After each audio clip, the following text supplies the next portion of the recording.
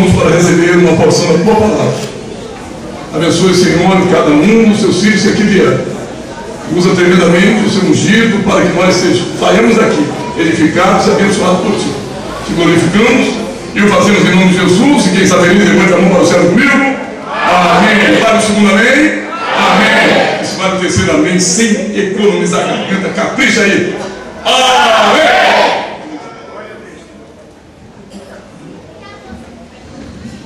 Cumprimento os irmãos com a paz do Senhor.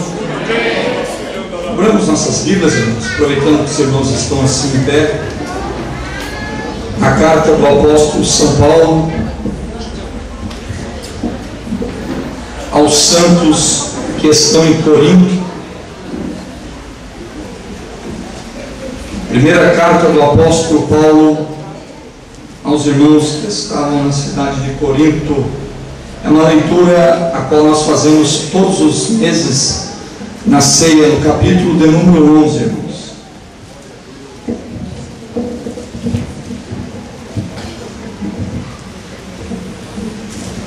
Capítulo 11,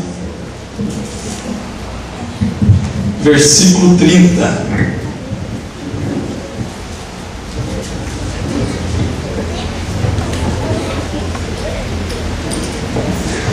Quero estar grato a Deus por poder estar aqui nessa noite para participar com os irmãos da primeira ceia juntamente com os irmãos. Pastor Samuel, sempre elogiado de poder estar pregando aqui a palavra de Deus nessa noite, onde há muitos homens de Deus aqui capacitados para ministrar a palavra, mas estamos aqui para fazer a vontade do Pai.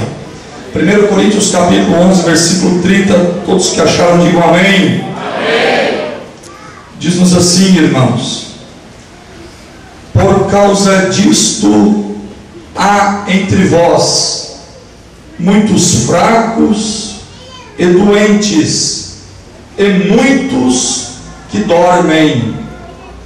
Por causa disto há entre vós muitos fracos, doentes e muitos que dormem. Amém? Podemos tomar assento, irmãos, na presença do Senhor.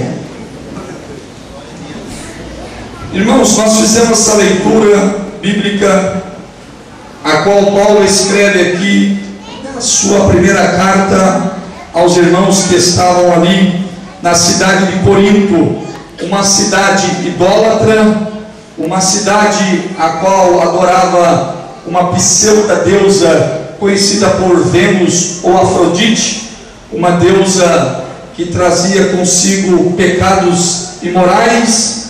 E Paulo, chegando ali, irmãos, fundou essa igreja na cidade de Corinto.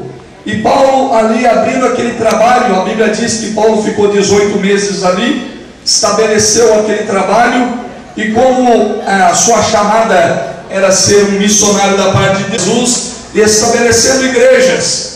Mas a Bíblia fala, irmãos, que aproximou-se dele alguns irmãos, depois que o trabalho já estava estabelecido.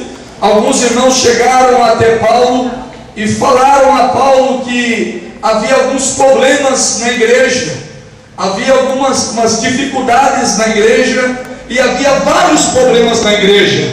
Eu denomino 9 problemas, mas eu quero falar de dentro dos problemas, o problema da adoração. E dentro do problema da adoração, que vai do capítulo 11 ao capítulo 14 do livro de 1 Coríntios, nós encontramos o problema que havia na Santa Ceia na igreja em Corinto. Os irmãos estavam ali até mesmo esquecendo dos ensinamentos que Paulo havia deixado. Paulo ainda não havia até mesmo deixado nada concernente à Santa Ceia escrito, e os evangelhos ainda não estavam escritos. Haja visto que essa primeira carta aos Coríntios foi escrita antes do que os evangelhos.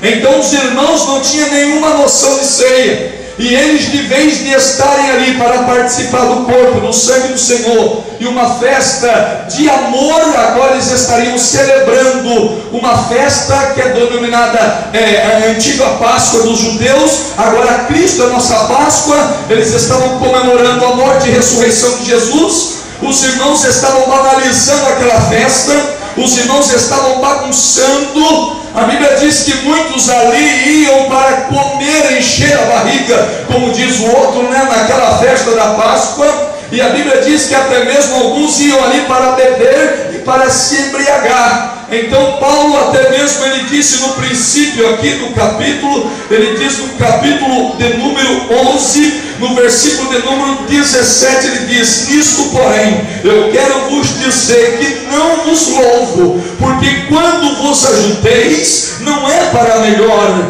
mas sim para pior. Paulo estava exortando os irmãos ali, porque de vez deles vos reunir na ceia para melhor, eles estavam vos reunindo para pior. E Paulo faz uma grande exortação aos irmãos que ali estavam, que não estavam discernindo o corpo do Senhor. Havia pessoas tomando o cálice do Senhor indignamente. Ele mesmo diz: aquele que toma do corpo do Senhor e bebe do seu sangue indignamente é culpado pelo corpo do Senhor.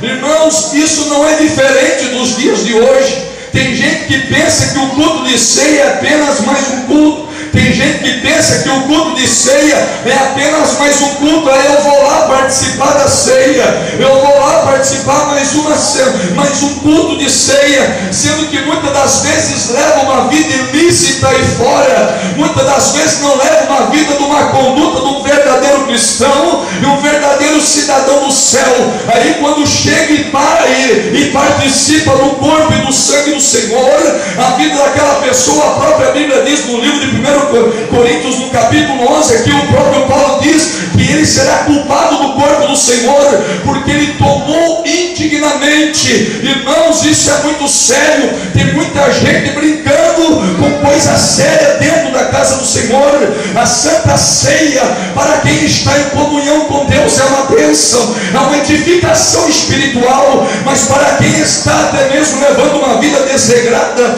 diante de Deus, é como se tomasse um veneno, pois ele está participando indignamente.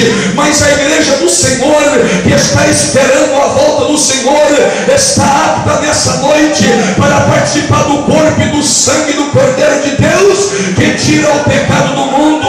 E quem nessa noite está festejando conosco para participar da ceia, pode levantar sua mão santa, sem ira e sem contenda, e adorar ao Deus. Louvado seja o nome do Senhor. Aí Paulo continua na sua exortação, e quando chega aqui no capítulo de número 30, a qual nós fizemos, ele disse: por causa disso, por causa do quê? Por causa de pessoas que estão tomando ceia indignamente, por causa de pessoas estão não discernindo o corpo do Senhor. Por causa disto, há entre vós 3 categorias de pessoa: aos fracos, aos doentes e a muitos que estão dormindo já dentro da casa do Senhor. Esse dormir, irmãos, na linguagem que Paulo está usando aqui, ele estava falando de morte espiritual. Paulo estava falando que na igreja de Corinto, aquela igreja que ele disse que nenhum dom faltava à igreja, tinha crentes dormindo.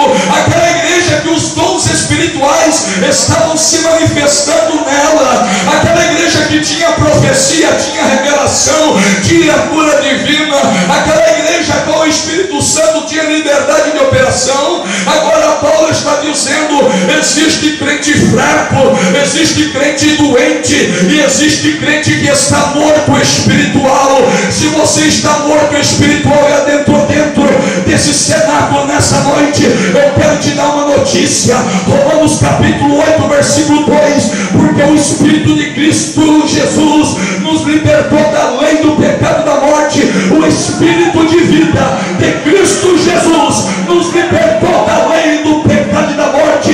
Se você adentrou morto espiritual nessa noite, o vento vai soprar dos 4 cantos desse cenáculo e você vai sair daqui vivo e glorificando o nome do Senhor.